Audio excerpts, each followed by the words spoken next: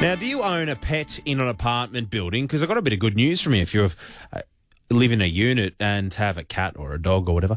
The New South Wales Fair Trading Minister, Annalak Chantavong, is introducing a bill that will ban fees and bonds for pets. So at the moment, some strata schemes charge an application fee to keep a pet in a unit block, or they charge a bond on keeping a pet in your apartment. So the state government is overhauling its strata laws. So how will it work? And what does this mean for pet owners? Well, Stephen Brell is the president of the Strata Community Association, and he's on the line. G'day, Stephen. G'day, Chris. How are you going? Good, thank you. So what are the changes going to look like? Well, effectively what this is going to be, it'll be a ban on owners corporations trying to pass on administrative fees to owners or residents who are seeking an application to have a pet in the scheme. So some owners corporations have passed bylaws to do this, and the proposed legislation will take away that power. Is there anything wrong with that? No, not at all. I mean, look, strata living is about having a lifestyle. And, I was at the Rental Commissioner's presentation the other day where 70% of households in Australia have a pet.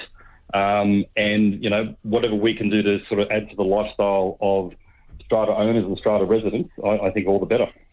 So that's not everyone's going to be happy with that though, Stephen.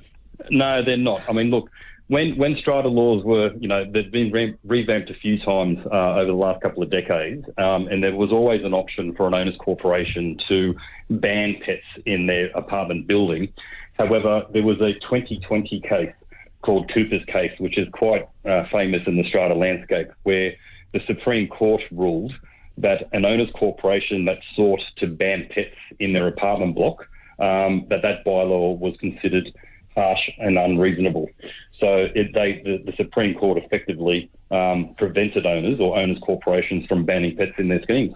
So instead, the bylaws were passed to, hopefully, for the people that didn't like pets in strata, make it a financial impost on people who wanted, bingo to live in the unit with them. Yeah, that's right. They were designed to, again, pay for the administrative cost of applying to keep a pet in the apartment. They weren't really effective, or they're not really, and I've got to stress, it's not really a widespread practice in strata. Yeah, well, I was going to ask, so what are the administrative fees? Well, most bylaws, and then there was another NCAT case that was passed recently, said that it is okay for an owners corporation to impose reasonable fees, and reasonable hasn't been defined, but in that particular case, there was an application fee of $300. And that might be for something else. So an owners corporation or an owner might seek to put through a fairly significant renovation to their apartment, which will have fairly significant changes to the appearance of the building. What's that got to do with pets? What I don't understand is what would I be paying for if I apply to my strata as it stands now? What would I be paying for? So you'd be paying for the owners committee to meet, and you'd be paying for the administrative fees. What am I paying for the Nescafes and the cups of tea or something? Yeah, well, you're generally paying for either perhaps your strata manager's time, perhaps the secretary's time in putting the notice together, for postage fees, those sorts of things. Because there does have to be an approval process, which has to be done via a meeting. And again, that's what these fees are designed to cover. Sure. All right. Well, thank God that they're not involved anymore because it's silly. Thank you, Stephen. I appreciate you jumping on. No worries at all. Okay. Thanks, Chris. That's Stephen Brell, president of the Strata Community Association.